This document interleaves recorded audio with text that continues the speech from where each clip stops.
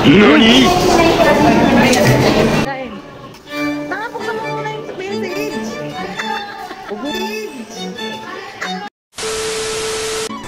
What's up sa inyo, Boss Amo Manager Kabigas? Ngayon today pala Kabigas, kakain ngayon tayo ngayon sa Food Panda Express. Ay hindi pala Food Panda, Panda Express lang pala Kabigas. So ngayon Kabigas, kakain tayo ngayon dito kasi nabalitaan ko sa FB sa mga food vlogger na budol na sulit daw dito at napakadami raw ng servings. So ito na nga Kabigas, titikim na tayo ng pagkain nila. Sobra kasi tumakas yung curiosity ko. Kaya ito, napunta kami ng asawa ko rito. So yun guys, base nga pala sa mga napanood kong food vlogger, napakarami raw ng serving sila kahit saan ka raw kumain na branch. Pero ngayon, nandito pala kami sa Robinson Manila Ermita. Ayun guys, in-order pala namin yung kanin na may pansit. Kitang-kita nyo naman Kabigas, napakarami talaga ng serving sila. Hindi ka talaga talo rito. Kung naghanap ka talaga ng makakainan mo na sobrang sulit tas masarap pa Kabigas, medyo try nyo na lang dito Kabigas. Ito, titikman na lang natin pagkatapos yan. Tapos umorder din kami ng itong honey walnut shrimp. Tapos itong iskabechi. Hindi ko alam kung iskabechi yan Kabigas pero may broccoli.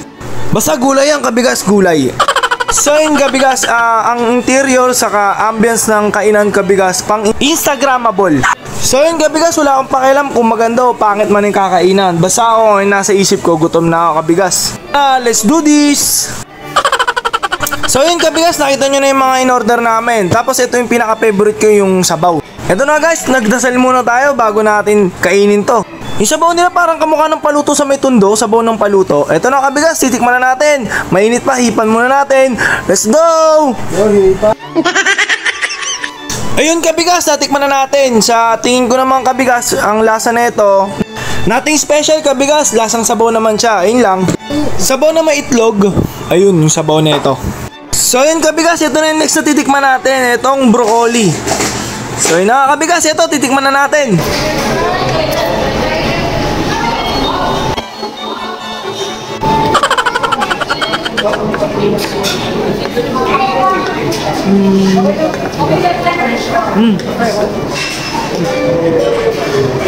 Lasa siyang broccoli. Lasa siyang broccoli na nilagyan ng kanin. Pero masarap yung kanin.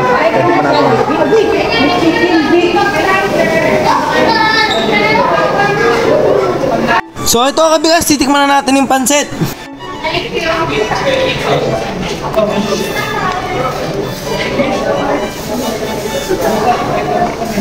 Ito ulam mo.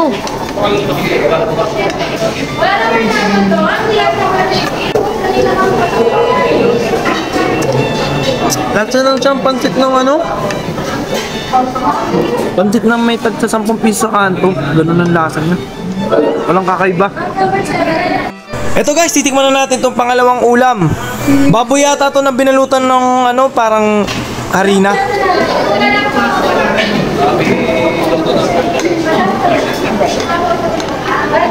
NANI?! Sarap. Ito masarap. Lasa siyang ano, pumunta ka ng binyagan, tapos medyo mayaman-yaman yung nagpabinyag. Ito yung lasa. Matamis-tamis na ano to. Na baboy ba to? Manok. Sarap. Ito na Kabigas, titikman na natin tong honeycomb shrimp. Kabigas, ano ba to? Hipon. Hipon, parang jowa mo lang. Tikman na natin yung hipon Kabigas.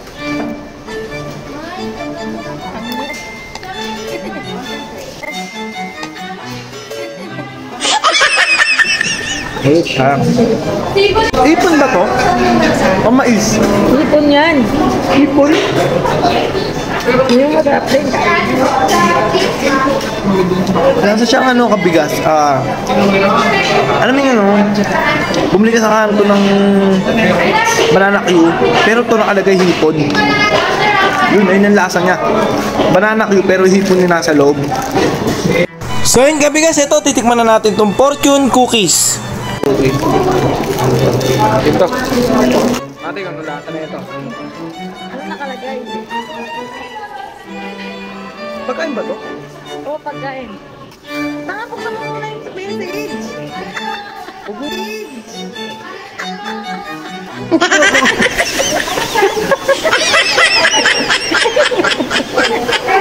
May papel sa loob, kabigat. Hindi sinabi. May papel sa loob pala. Sorry. Meron na message ka sa akin. A friend successful will not beneath you. So yun gabi guys, ito pala yung nakalagay dun sa loob ng papel. Nasa siyang ano, ang tawag dun, yung binibiling tagpipiso. Yung ano, yung pisong ano, bilog. Ano? Ito kabigas, lasa siyang puto seko. Ayun yung lasa niya. Tapos medyo ganun lang siya kanina. Tapos may papel pa rin sa loob. Ayun yung lasa niya. Sarap naman. Guys, ito na yung titikman natin yung pineapple juice nila. So yun kabigas, sobrang sarap ng pagkain dito. Tapos murang-mura pa. So overall kabigas, okay goods mga pagkain dito. So yun kabigas, tapos na pala yung video natin. Kung umabot ka rito sa part na to kabigas, maraming salamat sa'yo. Tapos palike and share na rin sa mga ganitong walang kakwenta-kwentang food review video para mapanood ng mga siraulin yung friends sa kagaya ko. So yun na kabigas, maraming salamat. Bye! Paalam!